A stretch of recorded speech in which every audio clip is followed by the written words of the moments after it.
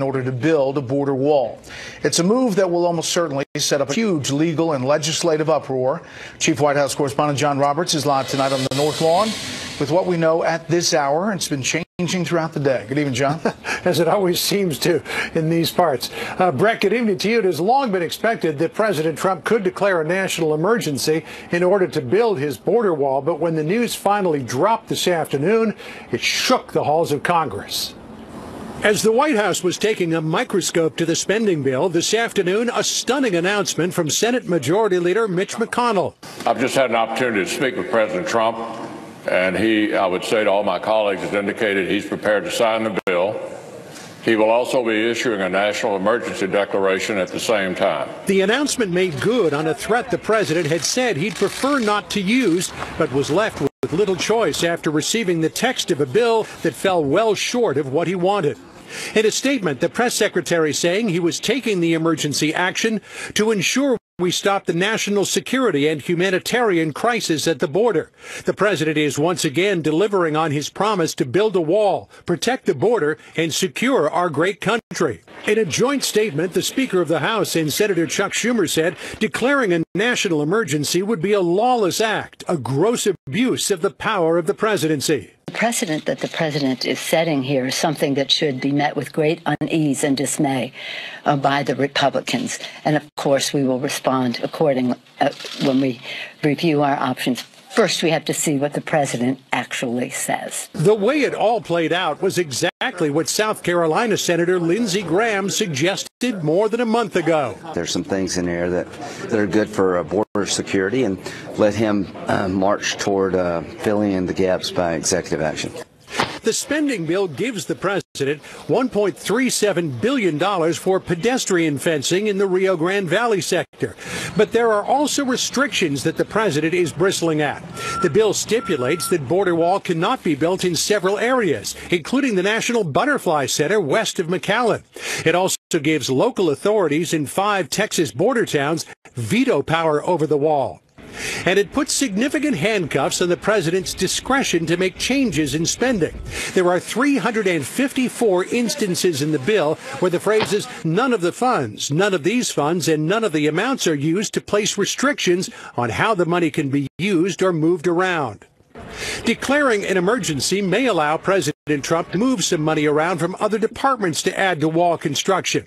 It will almost certainly land him in the courts, but he will be able to tell his base he did all he could to make good on his central campaign promise.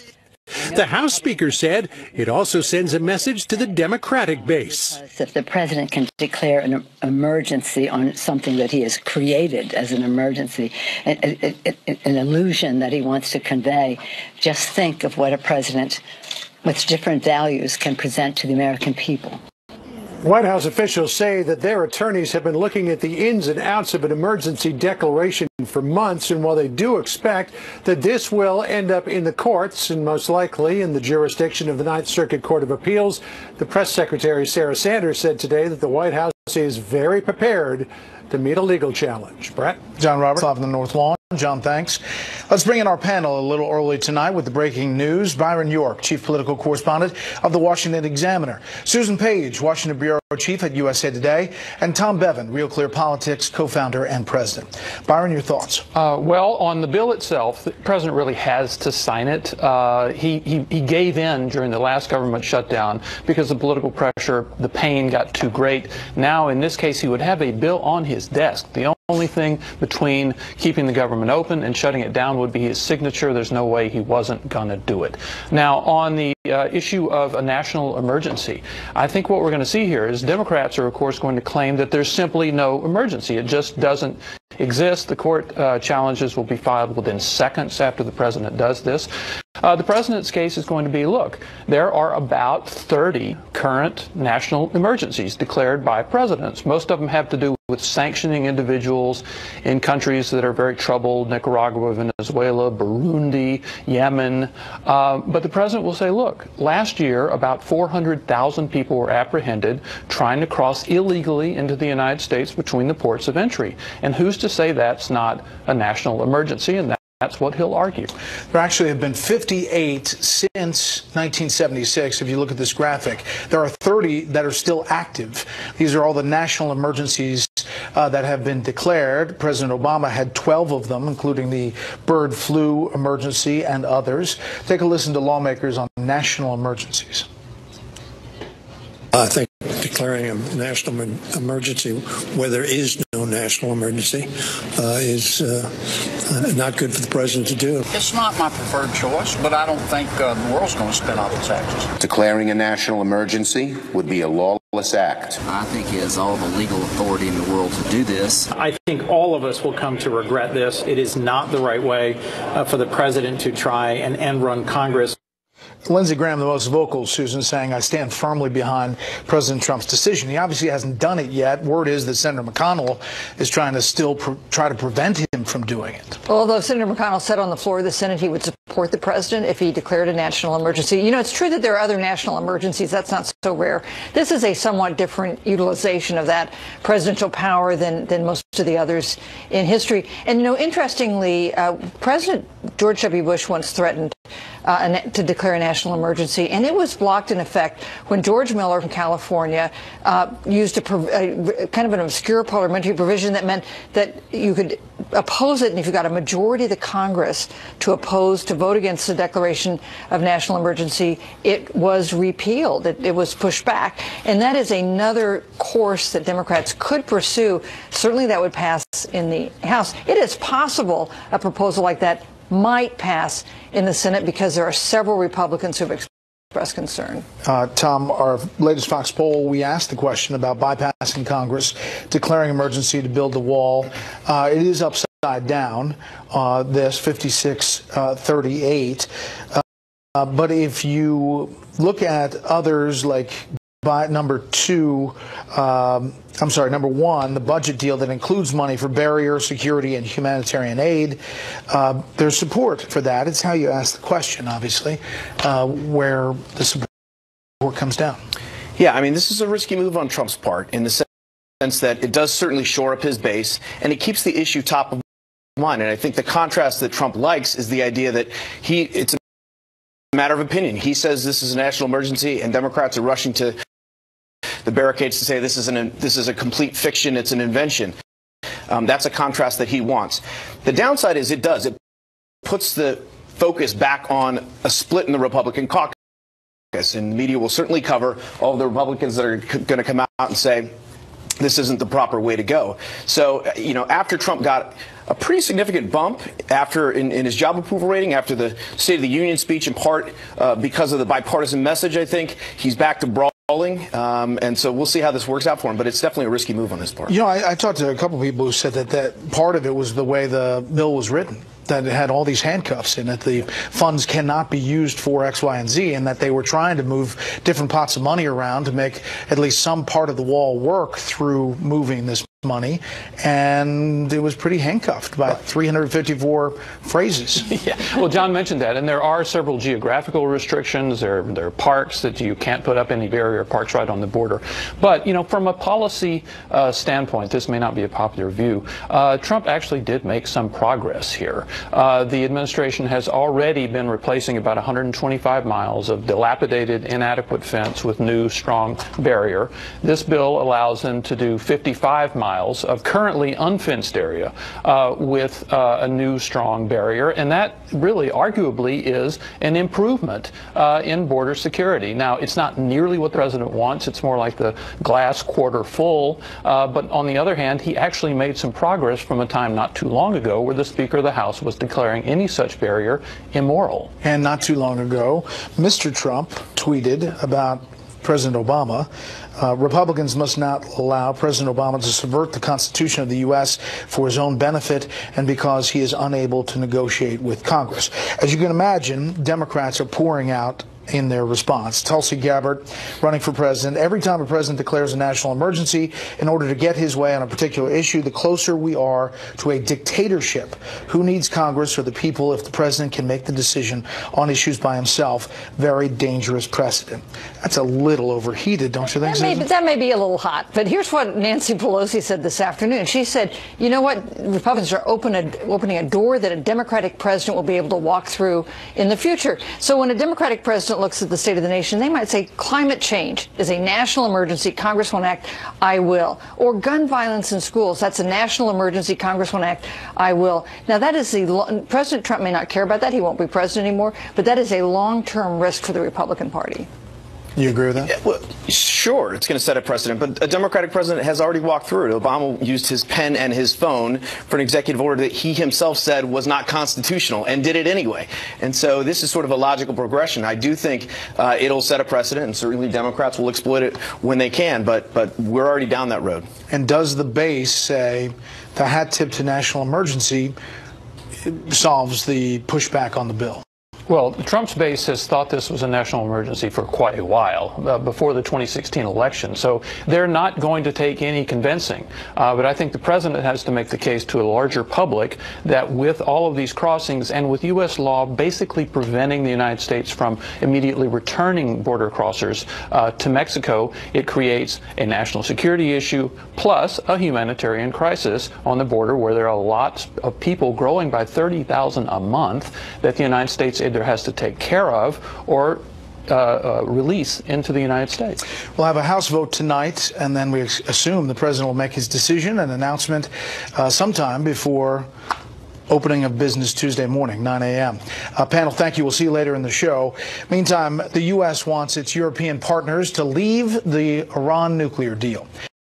That is one major focus of a summit in Poland on Middle East issues. We'll have an extensive interview with Secretary of State Mike Pompeo from Warsaw in just a few minutes. But first, the latest on the meeting from State Department correspondent Rich Edson. European governments should join the United States, leave the Iran nuclear agreement, and stop enabling Iranian business.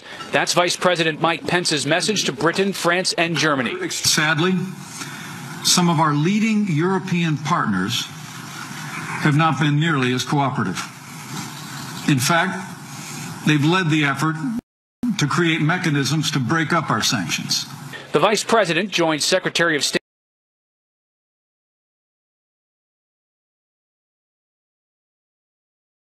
summit in Warsaw to promote a future of peace and security in the Middle East. For the Trump administration, that largely means confronting Iran. There was not a defender of Iran in the room. No country spoke out and denied any of the basic facts that we all had laid out about Iran. Britain, France, and Germany are still complying with the Iran nuclear deal because they say Iran is still complying. They have created a process to help Iran conduct business despite U.S. sanctions. In response to the Vice President's criticism, a British Foreign Office spokesperson says, quote, the UK is not and has never been naive about Iran and its nuclear intentions. The best way to address these wider concerns is while the nuclear deal remains in place. Pence says compliance is not the issue. The deal itself is the issue. While the U.S. and allies disagree on the nuclear agreement, the European governments have criticized and worked to address Iran's ballistic missile program and its interference across the Middle East. Brett? Rich Edson at the State Department. Rich, thanks. We'll have my interview with Secretary of State Mike Pompeo a little later in this program. Up next, a former top FBI official says he was in on the talk of a plan that could have removed President Trump from office. We'll bring that to you. First, here's what some of our Fox affiliates around the country are covering tonight. WDRB in Louisville as a federal utility board moves to close a coal-fired power plant in Kentucky over the objections of President Trump and some state GOP leaders. The Tennessee Valley Authority voted to retire the remaining coal-fired unit at its Paradise Fossil plant by December of next year. The head of the board says the decision is about finances. Fox 32 in Chicago with a legal challenge to the planned construction of former President Obama's $500 million presidential museum and library. A judge heard arguments today on a city motion to dismiss the lawsuit An advocacy group says the project violates laws barring development in lakeside parks. And this is a live look at a foggy Denver from Fox 31. The big story there tonight, an end to the teacher strike. Educators will get pay raises of about 11% with built-in cost of living increases and more opportunities for future salary hikes. The deal still must be ratified by the full union membership. That's tonight's live look outside the Beltway from Special Report. We'll be right back. New Attorney General. Barr left the White House a short time ago after his scheduled this morning, the vote 54 to 45. Barr was Attorney General from 1991 to 1993. He succeeds Jeff Sessions, who was pushed out by President Trump last year over Sessions recusing himself from the Russia investigation. A federal judge has found former Trump campaign chairman Paul Manafort intentionally lied to investigators and a federal grand jury in the Russia probe. Judge Amy Berman Jackson says Manafort is in breach of his plea agreement. Manafort was accused of lying about several matters, including his discussions with a longtime associate the FBI says has ties to Russian intelligence. Manafort remains jailed, awaiting sentencing. The head of the Senate Judiciary Committee wants to hear from former FBI Deputy Director Andrew McCabe in person.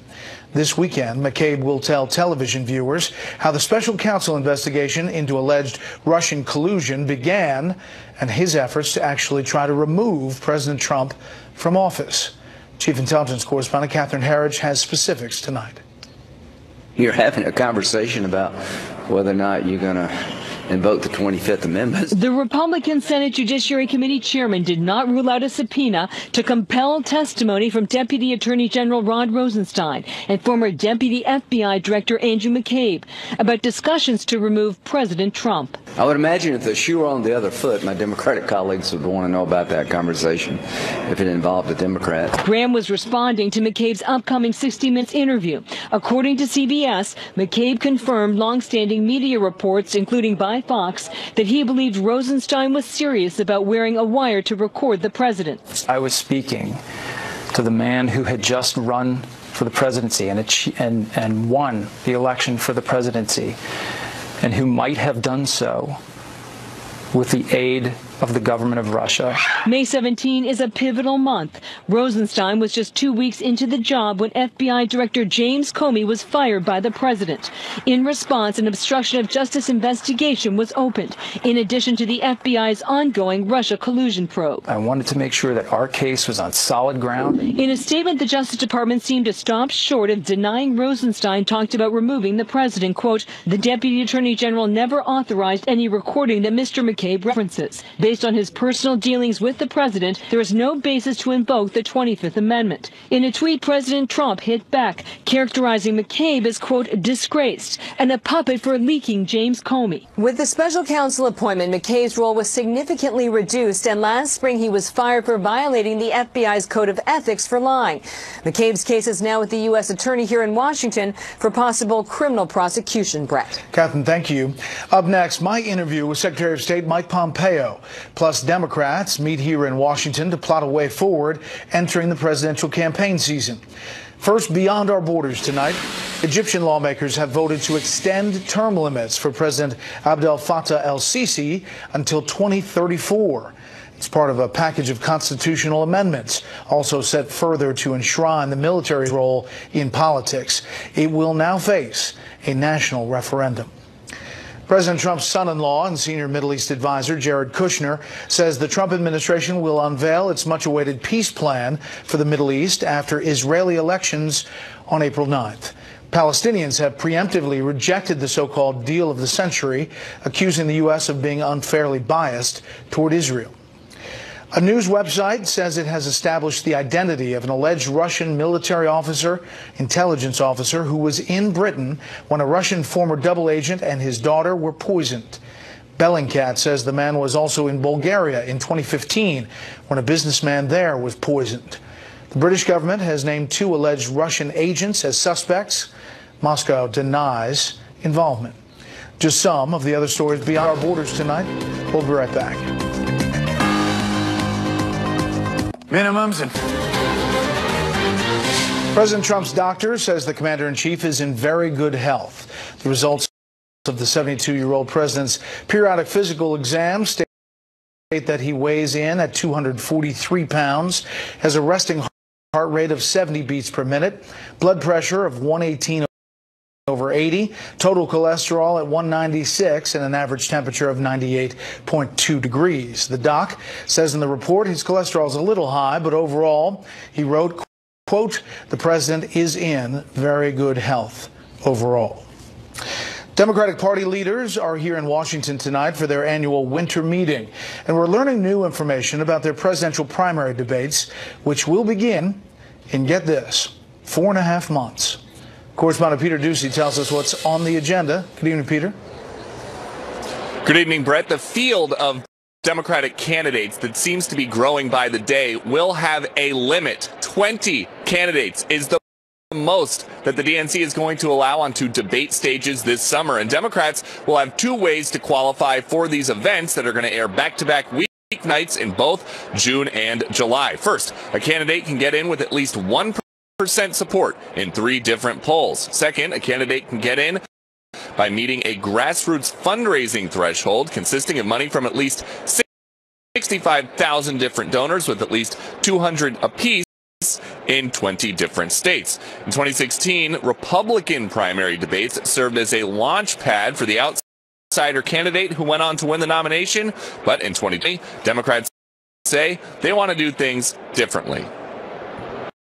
It's not going to be like WrestleMania. We're not talking about somebody's hand size or their mom or anything like that. We're going to talk about policy, things that impact the lives of the people in rural communities and in urban communities. Something else the Democratic Party is pushing this year, making primaries and caucuses more accessible. So for anybody in Iowa who might have to work caucus night next year, they'll have a handful of dates they can go and express a presidential preference ahead of time, while others will be able to caucus virtually. Given the number of candidates, the number of activity, the unbelievable excitement that's out there right now, we are expecting these caucuses to be the largest caucuses in our history. A Fox News poll out today finds that a majority of Democrats think there's either an excellent or good chance of beating President Trump in 2020. But it's still so early, nobody at the DNC's own winter meeting can tell us if they think the nominee is going to be a moderate or a progressive or even a socialist. Brett? And so it begins. Peter, thank you. Stocks were mixed today. The Dow lost 104. The S&P 500 was down 7. The Nasdaq gained 7. Amazon announced today it will not build a new headquarters campus in New York. The company pulled the plug after freshman Congresswoman Alexandria Ocasio-Cortez and others objected to the nearly $3 billion in tax incentives Amazon was promised in New York.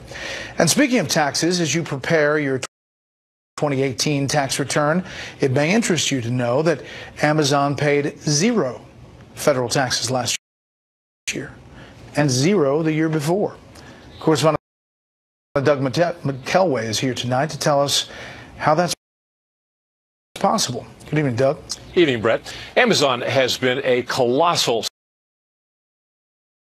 success, transforming the retail landscape, speeding the demise of brick and mortar stores, and raking in huge profits.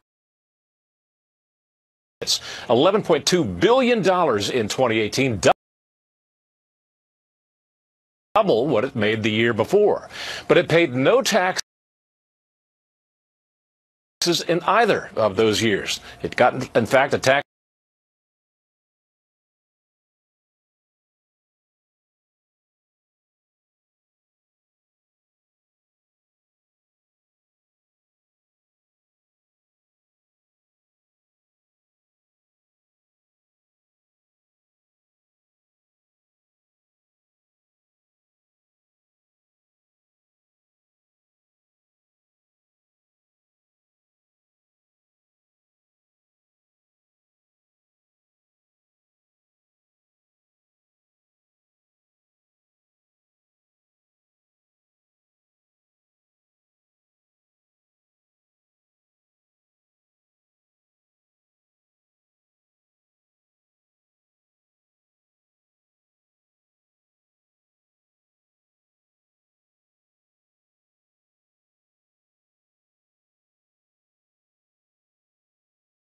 Disputed President Nicolas Maduro tells the Associated Press he will not resign.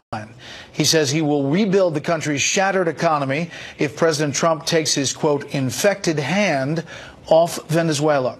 But Maduro is also inviting the president's special envoy for Venezuela to come for a visit in a Middle East policy summit in Poland. Earlier today, I asked the secretary about efforts by some European allies to help Iran circumvent U.S. sanctions.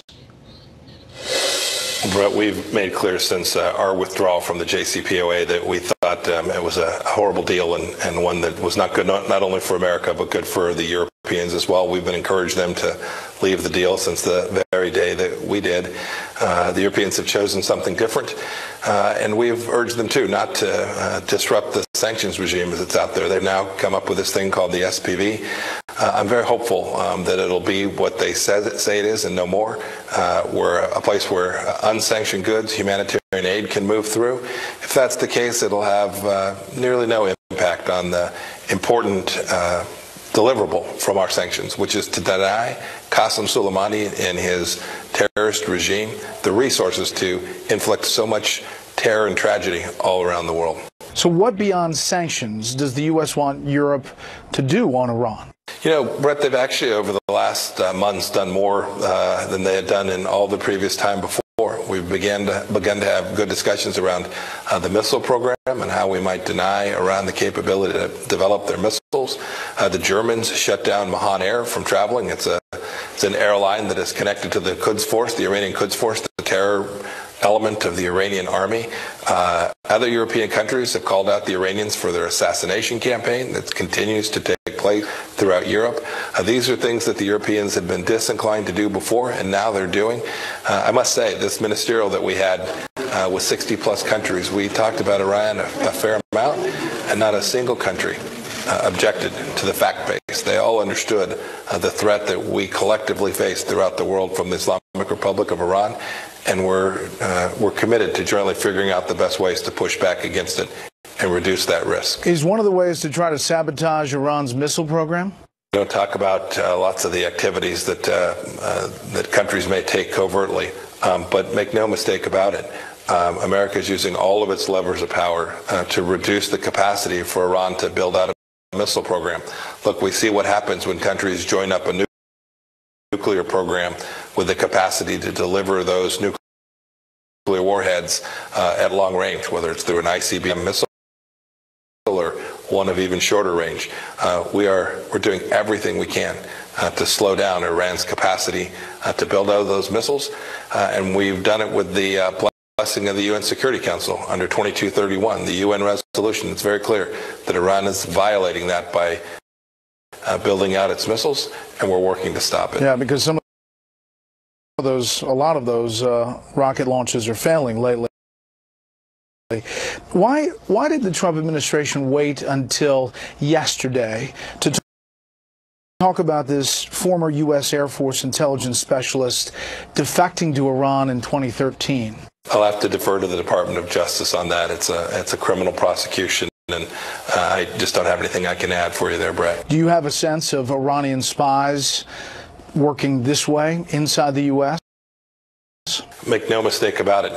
The Iranian intelligence service, both the IRGC's intelligence service and their main MOIS, their main intelligence service, are working actively not only against the United States, but working against European countries, working against Arab states.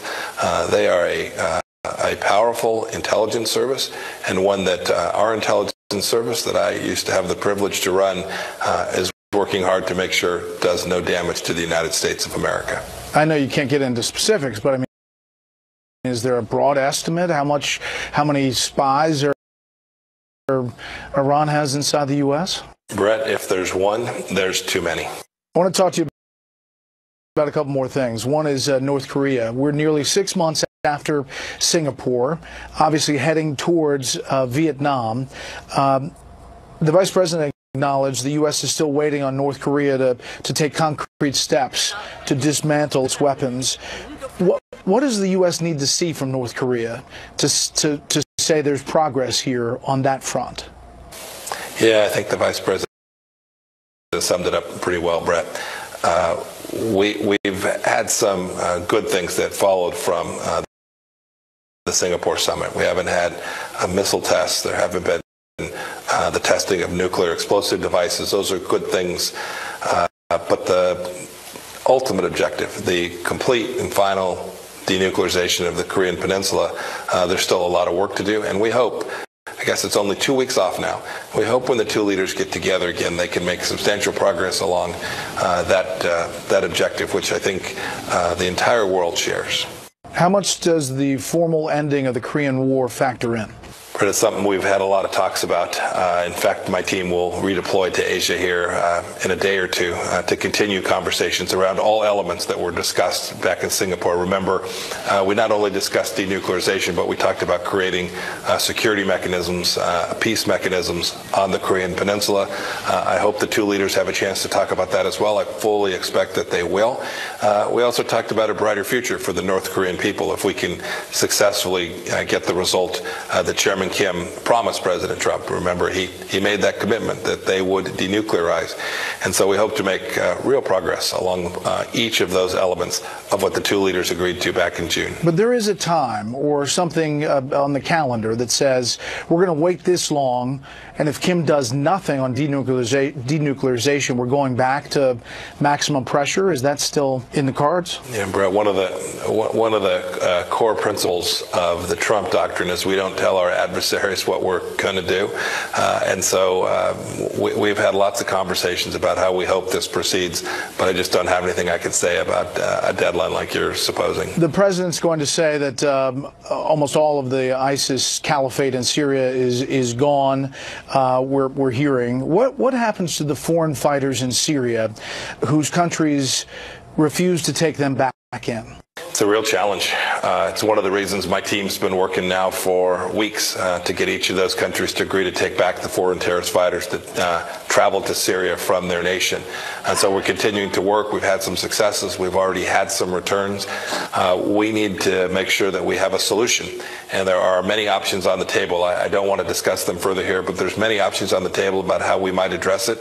But the most important thing, Brett, we've got soldiers, sailors, airmen, and Marines that did good work to take these terrorists from the battlefield. We cannot let them out. We can't let their children have to recapture these folks. It's unacceptable.